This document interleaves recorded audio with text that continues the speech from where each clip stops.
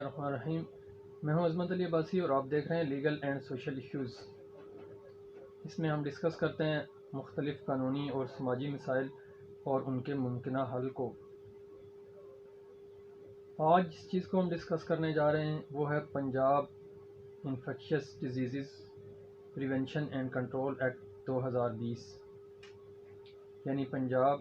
انسداد وبائی امراض ایکٹ 2020۔ ویڈیو میں آگے بڑھنے سے پہلے آپ سے ریکویسٹ ہے کہ اگر آپ نے چینل کو سبسکرائب نہیں کیا تو چینل کو سبسکرائب کر لیں اور ویڈیو کو زیادہ سے زیادہ شیئر کریں تاکہ قیمتی معلومات دیگر شہریوں تک بھی پہنچائی جا سکیں۔ آپ اس چیز سے بخوبی آگاہ ہیں کہ 2020 میں کرونا کی وبا نے پوری دنیا کو اپنی لپیٹ میں لیا اور پوری دنیا کے ممالک نے اپنے اپنے ملکوں میں مختلف قوانین بنائے اس مقصد کے لیے کہ کچھ پابندیاں لگائی جائیں، لوگوں کے اوپر کچھ ریسٹرکشنز لگائی جائیں تاکہ اس کے مضر اثرات سے بچا جا سکے۔ اسی طرح گورنمنٹ آف پاکستان نے بھی اور گورنمنٹ آف پنجاب نے بھی کچھ قوانین بنائے اور 2020 میں ایک آرڈیننس اس کی کنٹرول کے لیے جاری ہوا۔ پھر پنجاب اسمبلی سے اپروول ملنے کے بعد اس آرڈیننس کو ایک ایکٹ کی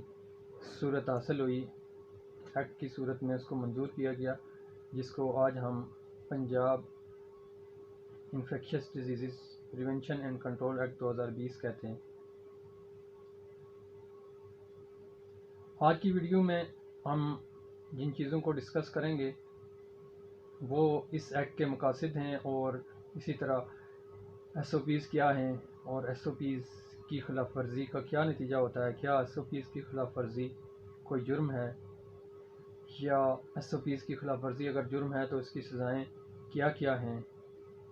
اسی طرح کیا پولیس اس ایکٹ کے تحت ایف آئی آر دے سکتی ہے، یا اس کو یوں کہیں کہ کیا اس ایکٹ کے تحت ہونے والے جرائم قابل دست اندازی پولیس ہیں یا نہیں ہیں،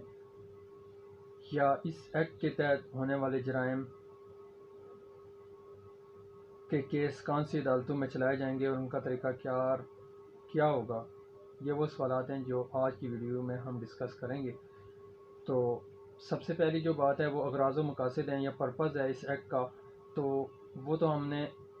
ابھی ڈسکس بھی کر لیا اور اس سے ہم بخوبی آگاہ بھی ہیں کہ اس کا مقصد صرف یہی ہے کہ کرونا کی وبا یا کسی بھی دیگر وبائی مرض کو کنٹرول کیا جا سکے اور اس کا انسداد کیا جا سکے، اس کو پھیلنے سے روکا جا سکے، شہریوں کو اس کے مضر اثرات سے روکا جا سکے۔ یہ ہیں اس کے مقاصد۔ اسی طرح ایس او پیز کیا ہیں؟ بیسیکلی ایس او پیز کا مطلب یہی ہے کہ اسٹینڈرڈ آپریٹنگ پروسیجرز۔ گورنمنٹ کو یہ اختیار حاصل ہوتا ہے کہ مختلف قوانین کے تحت کسی کام کو کرنے کے لیے وہ مختلف ڈائریکشنز جاری کر سکتی ہے، مختلف پروسیجرز لیٹ ڈاؤن کر سکتی ہے۔ تو اسی طرح اس ایکٹ کے تحت بھی گورنمنٹ آف پنجاب نے مختلف ریسٹرکشنز جاری کی ہیں، ڈائریکشنز جاری کی ہیں، پروسیجرز جاری کی ہیں۔ وہی ایس او پیز ہیں جیسے جن علاقوں میں کرونا کی وبا پھیلی ہوئی ہے وہاں پہ پبلک گیدرنگ پہ پابندی لگا دی گئی ہے، وہاں پہ شادی ہال بند کر دیے گئے ہیں، وہاں پہ لوگوں کے لیے لازمی قرار دیا گیا ہے کہ وہ ماسک پہن کر باہر نکلیں، یا کئی علاقوں میں پبلک ٹرانسپورٹ بھی بند کر دی گئی ہے، یا مارکیٹیں بند کر دی گئی ہیں، یا دفاتر میں کہا گیا کہ ایک وقت میں اتنے بندے کام کر سکتے ہیں ایک کمرے میں، یا ایک کمرے میں اتنے بندے جو ہے وہ سرکاری امور سر انجام دے سکتے ہیں۔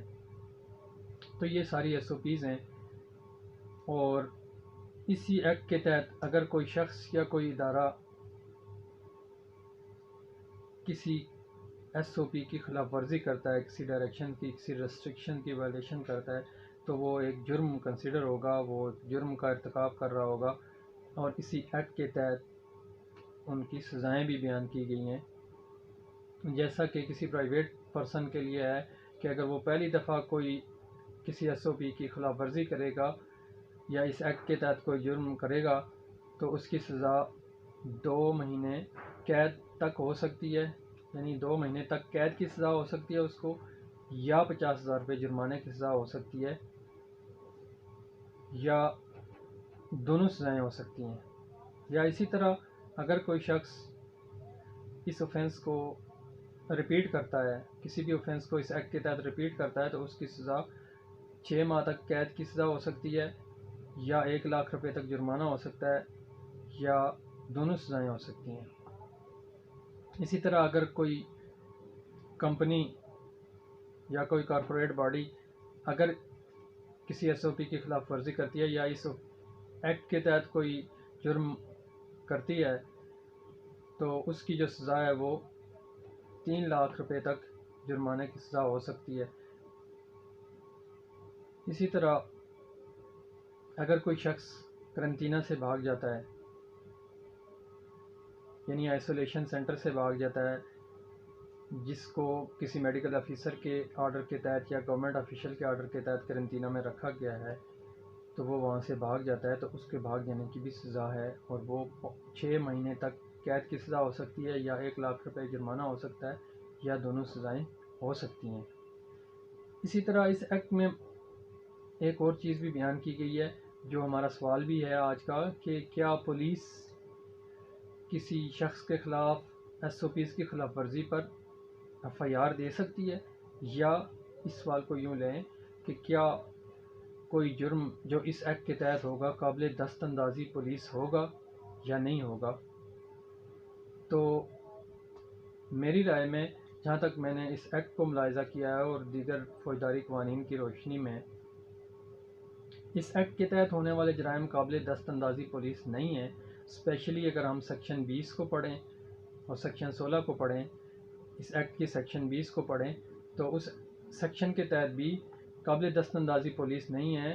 یہ جرم، اور میری رائے میں اگر پولیس اس ایکٹ کے تحت ایف آئی آرز دے رہی ہے یا دیتی ہے،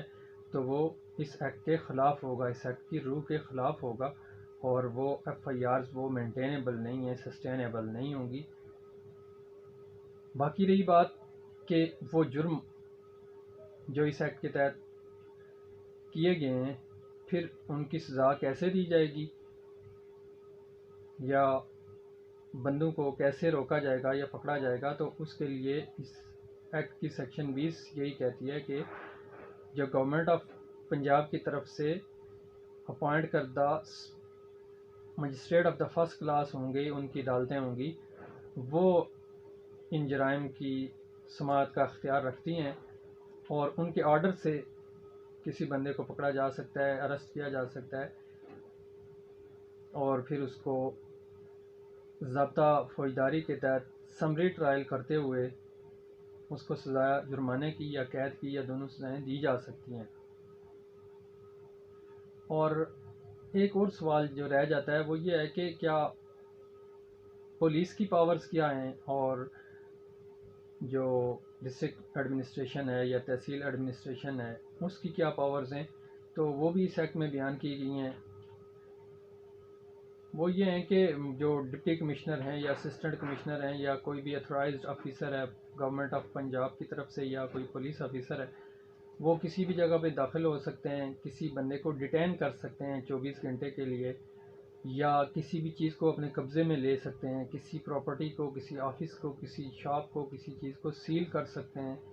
وہ ساری چیزیں اس وبائی مرض کی، کرونا کی وبائی مرض کی یا کسی دیگر وبائی مرض کی روک تھام کے لیے کی جائیں گی، اور وہ اقدامات وبائی مرض کی روک تھام کے لیے کیے جائیں گے۔ ان چیزوں کا اختیار حاصل ہے پولیس کو بھی اور پبلک ایڈمنسٹریشن کو بھی۔ تو امید ہے آپ کو آج کی ویڈیو پسند آئی ہوگی۔ اگر آپ کو ویڈیو پسند آئی ہے تو چینل کو سبسکرائب کر لیں اور ویڈیو کو زیادہ سے زیادہ شیئر کریں تاکہ قیمتی معلومات دیگر شہریوں تک بھی پہنچائی جا سکیں۔ اگر آپ کا ویڈیو کے متعلق کوئی سوال ہو تو کمنٹ باکس میں وہ سوال لکھیں، انشاءاللہ آپ کو اس کا جواب دیا جائے گا۔ بہت شکریہ۔